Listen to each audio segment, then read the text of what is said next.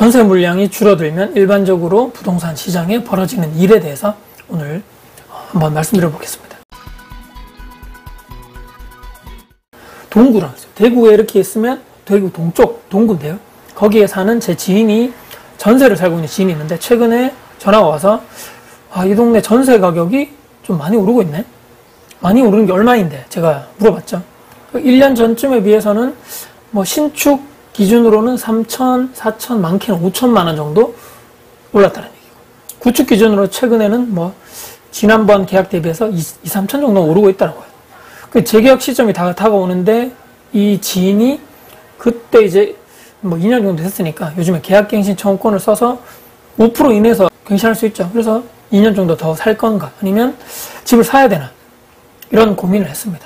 제가 이쪽으로 뭐 자주 영상을 드렸죠.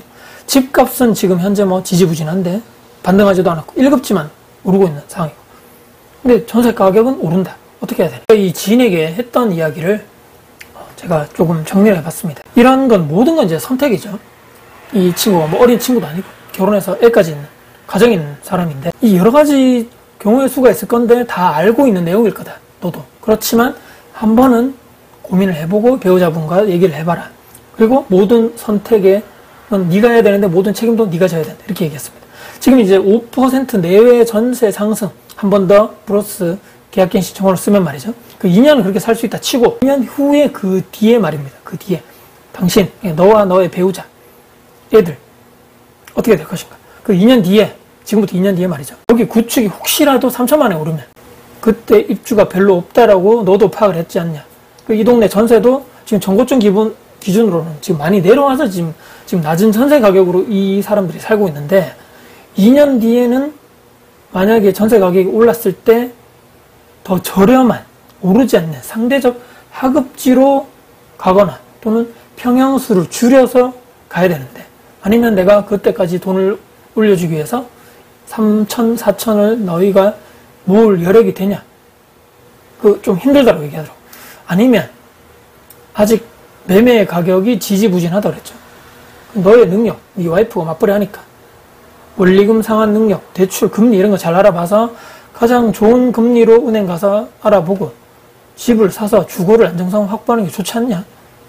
또는 이제 그때 가서 전세자금 대출 이자, 전세자금 대출이 있으니까 이것과 월세로 가는 또 선택이 있겠죠.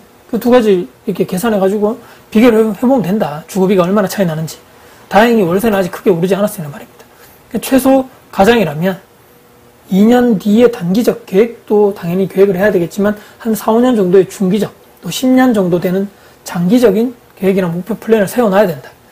이렇게 말하면 지방은 앞으로 인구가 감소하고 부동산 끝났고 집은 무조건 팔아야 되고 현금 보유만이 답이 되죠. 자, 알겠습니다. 알겠는데 저는 최소 20, 30년 뒤에 가서 미리 대비해도, 그때 가서 대비해도 저는 늦지 않다고 봅니다. 지금 당장 이거는 내후년에 벌어질 일이기 때문입니다. 비슷한 예가 뭐냐면요. 친환경 에너지, 재생 에너지, 환경을 파괴하지 않고, 화석 연료 쓰지 않고, 이산화탄소가 나오지도 않고, 원자력 이런 방사능 에너지가 폐기물이 나오지 않고, 이런 환경 에너지로 가야 됩니다라고 얼마나 좋습니까? 다 위험하고 저 환경 파괴하고 이런 것보다 태양광, 풍력, 수력, 파력 에너지 이런 것만 하자. 이렇게 주장하는 분들이 있죠. 근데 이런 분들께 좀 자료를 딱 드러내밀면서 이런 에너지원의 생산 단가는 얼마인지 왔느냐. 저 재생에너지 감당하는 현재 대한민국의 이런 에너지원으로서 원자력이 있고 화력이 있는데 이 재생에너지의 지금 이 포션이 얼마나 작은지 알고 있냐. 이것만 해가지고 전체 대한민국에 이걸 감당이 되냐. 이걸 아느냐고 이런 얘기를 했을 때 그분들이 진짜 말을 하지 않는 것처럼 제대로 된 이런 솔루션이 없이 그냥 그때 가서는 지방 부동산이 망하고 인구가 소멸되고 지금 부동산이 끝났고 이렇게 당장 내후년도에 그렇게 되지 않는다는 얘기인데 적절한 솔루션이나 문제점 해결 이런 것도 없고 무조건 현금 보유만 해라. 무조건 다 팔아라. 적절치 않다는 얘기입니다. 항상 강조드리는 것은 최소 이렇게 기본적인 포지션이라 그래야 되나요? 내 집 한 채. 1주택은 기본적이다. 비싸고 좋고 역세권 신축을 사면 좋지만 경제적 여건으로 힘들다면 그 아래부터 시작해야 되는 거죠. 누구나 다 강남이나 한강뷰 역세권의 최고층의 신축의 브랜드 아파트 살 수 없듯이 말입니다. 제발 현실을 보고 일단 자기 객관을 하고 내가 가진 돈, 내가 향후에 몇 년 뒤에 모을 수 있는 현금, 대출 갚을 수 있는 원리금, 그 가는 금액 얼마인지 걸 계산을 해서 최소한 내 집 한 채는 가지고 가야 된다. 제가 막 갈 때마다 전세가 오르니 많이 막 정신적인 스트레스를 또 우리 배우자와 자녀에게까지 물려줘야 되겠는가 고민을 해볼 필요가 있다는 얘기입니다.